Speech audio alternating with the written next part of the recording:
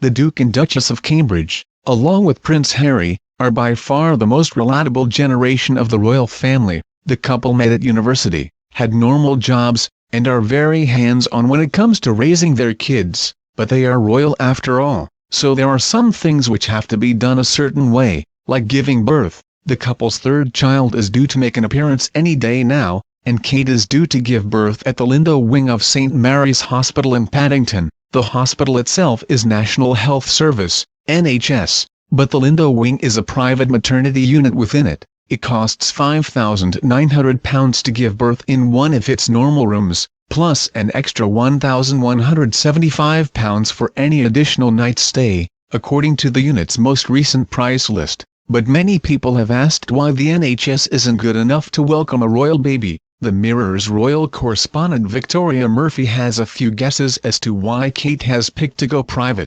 Speaking on our royal podcast Pod Save the Queen, she said, "There's a lot of noise about them wanting to be ordinary and wanting to give their children ordinary upbringings, but yet so many things about their daily lives are not ordinary. To be fair to them, I think the tricky thing sometimes is logistics. With private hospitals it's probably a bit easier for them to have a more controlled environment without disrupting larger services, and that's the kind of thing they're always trying to do in terms of security and in terms of privacy. I think it's about controlling the environment and knowing the people you're dealing with, and the people in the department can be vetted, which I think is a lot more difficult to do in an NHS setting in a larger ward. Would they take over a whole ward of an NHS hospital, perhaps depriving other patients of the opportunity to use it? It's very difficult, but you can see the smaller private ward can be more controlled." Victoria also points out that the birth of the new baby, who will be fifth in line to the throne, is far from ordinary. The road closure and press area outside the hospital are already in place.